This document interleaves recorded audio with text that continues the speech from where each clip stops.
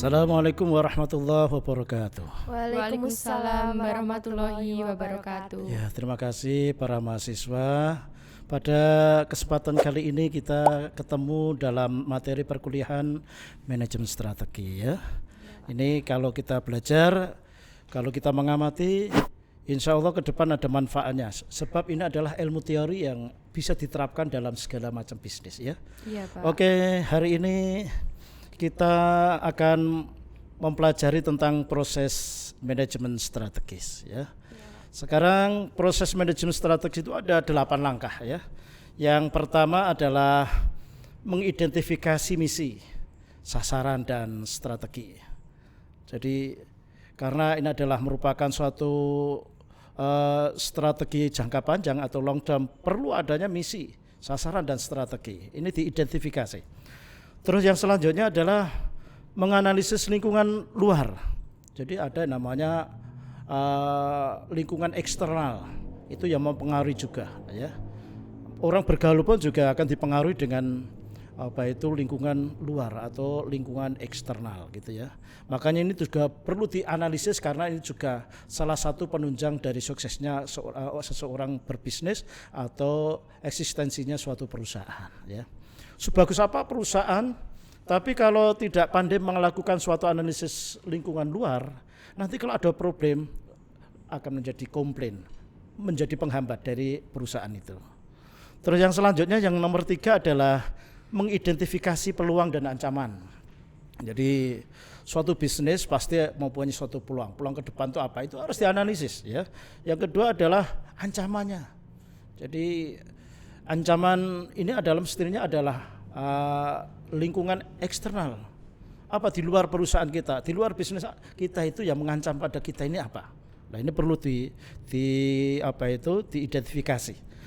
Terus yang nomor 4 adalah menganalisis sumber daya organisasi. Jadi kekuatan dari organisasi itu sendiri itu seberapa kekuatannya. Seperti di STIE Surakarta ini kan mempunyai yaitu kekuatan di dalam sumber daya organisasi. Itu ada SDM-nya, ada sumber daya finansialnya, ada sumber daya alamnya, ada sumber daya IT-nya dan sebagainya. Itu adalah semuanya sumber daya organisasi. Ini yang perlu dianalisis kekuatannya sejauh mana. Mampukah kita bersaing dengan luar? Apakah kekuatan kita lemah? Bagaimana nanti menentukan proses manajemen strategi berikutnya lagi. Jadi begitu ya.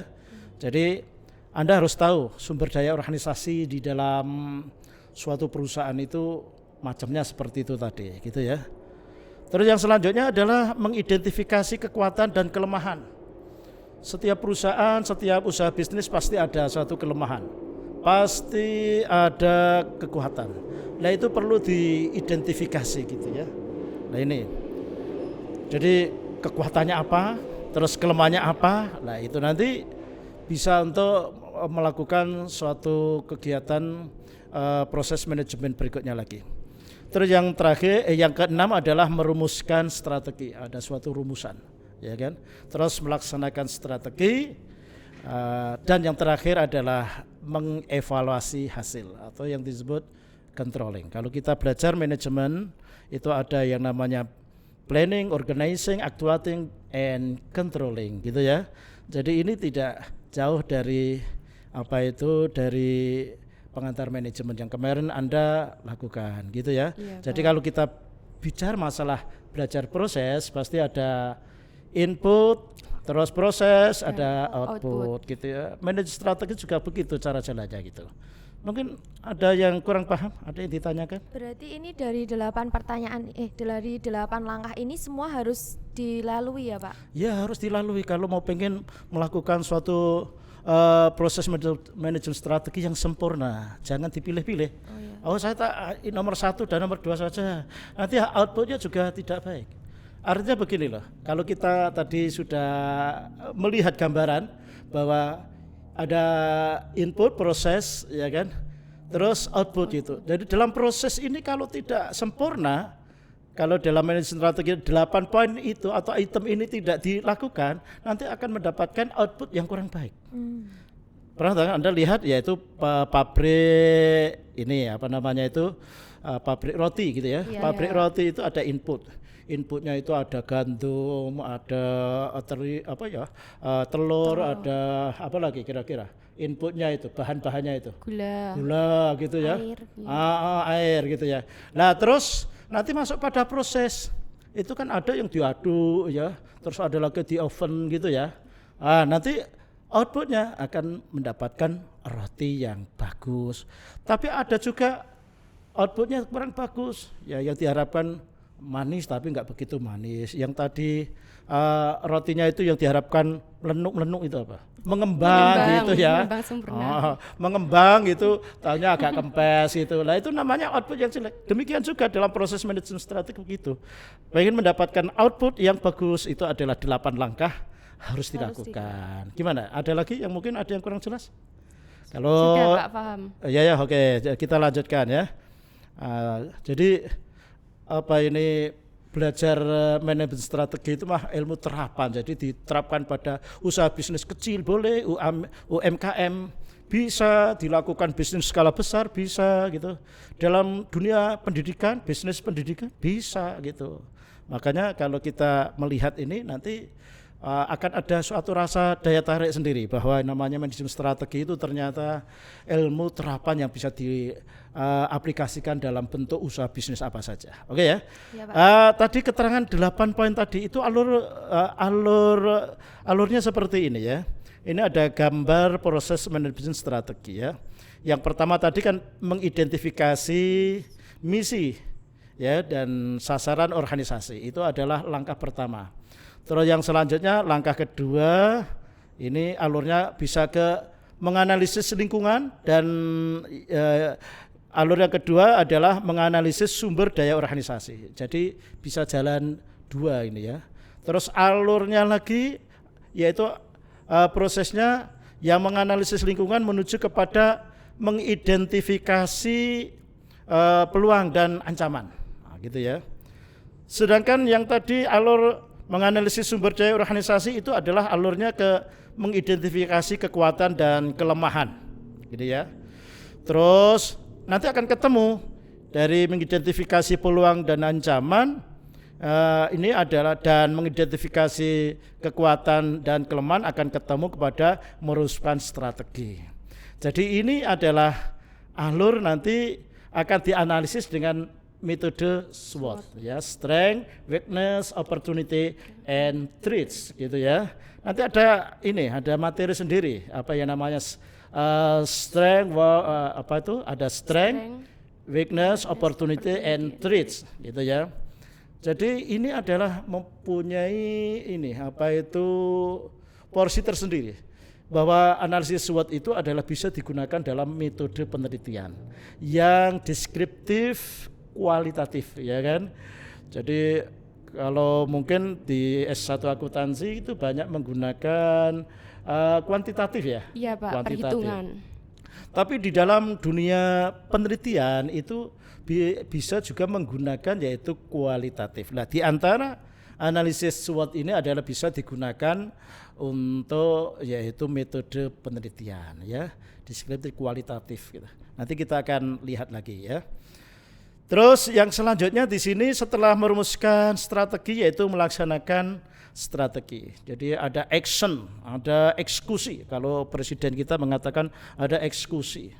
Jangan hanya menunggu perintah Bapak atasan, ya kan? Tapi mampu seorang leader adalah mampu melakukan suatu eksekusi.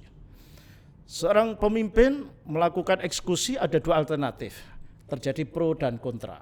Tapi dalam menentukan keputusan itu kan mestinya sudah yaitu memilih beberapa alternatif yaitu permasalahan. Nah, dicari permasalahan yang dimana permasalahan itu dicari yang risiko paling kecil gitu ya. Risiko paling kecil lah gitu dilaksanakan, dieksekusi. Inilah yang namanya melaksanakan strategi. Setelah itu pasti pelaksanaan di lapangan pasti ada kekurangan. Nah, inilah ada yang terakhir adalah mengevaluasi hasil gitu ya. Ini alur ceritanya seperti itu. Jadi kebetulan ini adalah dilakukan dengan suatu analisis SWOT. Jadi analisis SWOT adalah sebagai alat bantu untuk melakukan metode penelitian dalam memecahkan suatu permasalahan di suatu perusahaan, gitu ya. Mungkin dari ini penjelasan yang tadi 8 item dibuat dalam suatu gambar seperti ini, mungkin ada yang masih bingung? Lebih mudah kalau kayak gini, Pak. Ya, makanya kalau ada skemanya kan lebih gampang ya, lebih mudah dan lebih dimengerti, gitu ya.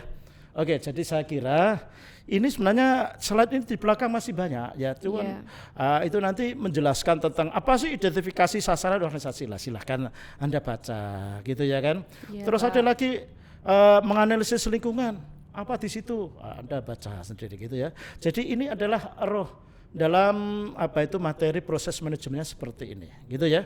Berarti nanti penjabarannya ada sendiri ya, Pak? Ada sendiri ya. Apalagi dalam analisis SWOT itu nanti ada penjabaran sendiri, gitu ya. Oke, saya kira cukup. Ada yang ditanyakan nggak ada ya? Ada, Oke, Pak. Gimana? Coba. Nanti jika dari hasil evaluasi itu ada yang kurang sempurna, mungkin ada saat kesalahan mengidentifikasi ancaman. Nah, itu nanti apakah harus perlu dilakukan proses dari awal atau gimana? Oh ya, oke. Ini pertanyaan yang sangat bagus. Setiap usaha bisnis seperti itu, ya kan. Tapi kalau melakukan langkah-langkah semacam ini, itu adalah biasanya kesalahan itu tidak begitu fatal, gitu ya kan. Nggak begitu fatal, karena sudah ada dilakukan suatu perencanaan step by step. Dari tahap ke tahap, gitu ya. Cuman kalau ada evaluasi kebetulan ada suatu kesalahan ya, seperti dalam ancaman. Ya, ancaman itu nanti bisa dilakukan yang namanya ada research pemasaran dan ada lagi yang namanya intelijen pemasaran. Itu. Nah, kalau umpama saja seorang manajer melakukan dua-duanya itu, saya kira tidak ada suatu human error dalam melakukan identifikasi ancaman, gitu ya. Lah mesti Anda tanya, apa perbedaannya riset pemasaran dan intelijen pemasaran? Kalau riset pemasaran itu adalah suatu riset yang digunakan oleh perusahaan, di mana hasil riset itu akan digunakan untuk mengembangkan perusahaan, ekspansi pasar. Contohnya aja gini, karena ini manajemen strategi itu kalau tidak diaplikasikan dalam suatu studi kasus mungkin agak agak bingung ya, masih bingung ya. Suatu contoh umpama saja adalah Anda pernah baca koran Solo Post ya. Solo Post itu begini. Solo Post itu dulu awal-awalnya itu mau break even point aja sulit, ya kan? Itu terus dia melakukan suatu riset. Risetnya itu biasanya di belakang di belakang ini koran itu lembar terakhir itu ada namanya kuesioner. Ya, bagi yang 200 pertama yang mengirim ke Solo Post akan mendapatkan door prize, ada jam, dinding dan sebagainya, gitu. Nah, orang jadi kan berlomba-lomba dan masukkan ke kantor pos pun nggak bayar, itu loh. Pernah lihat ya? Pernah, Pak. Ya. Nah, itu di situ ada nama, terus umur dan sebagainya, terus pertanyaannya, pernahkah Anda membaca Solo Post? Jawabannya adalah pernah 1 minggu sekali, 2 minggu sekali dan sebagainya, kan gitu ya. Terus yang selanjutnya kalau semakin 1 minggu kok dalam 1 minggu 6 kali, berarti ini pelanggannya sudah mulai banyak, gitu. Nah, itu kan diidentifikasi itu kayak gitu. Terus yang selanjutnya pertanyaan lagi adalah rubrik apa yang Anda sukai? Politik ya B. Terus yang selanjutnya yang B adalah budaya, C adalah headline, yang terus adalah tenane, gitu. Ternyata konsumen senang tenane, berarti baca Solo Post orang seneng hiburan, baca yang jenaka semacam itu. Nah, itu dijadikan oleh seorang dewan redaksi, dalam hal ini adalah pimpinan redaksi, untuk memperbanyak rubrik tenane itu. Nah, itu namanya riset. Kalau intelijen adalah mengamati perilaku kompetitor, ya kan. Kalau kalah bersaing dalam produk, kalah bersaing dalam pemasaran, ya jangan masuk segmen sana, mencari pelanggan yang lain, gitu ya. Itu ada namanya strategi fokus, yaitu mempertahankan produk yang ada untuk menghindari pesaing, gitu ya. Nah, itu contohnya umpama saja rokok Kerbo itu kalau bersaing dengan rokok sekarang nggak mampu, karena ini adalah jaya itu tahun 80-an. Maka dia mencari segmentasi yaitu pelanggan usia tua. Nah, itu namanya tadi intelijen pemasaran. Gitu ya. Iya, Pak. Oke, terima kasih. Saya kira ini sampai dalam materi yang kayak kami sampaikan sampai mengembang ke sana ya. Oke, sangat menarik sekali kalau kita bicara materi manajemen strategi ya. Ternyata mahasiswa juga sangat antusias. Saya kira ini akan bisa dikembangkan untuk materi berikutnya lagi ya. Sampai jumpa lagi dengan acara dan gelombang yang sama. Wassalamualaikum warahmatullahi wabarakatuh. Waalaikumsalam warahmatullahi wabarakatuh.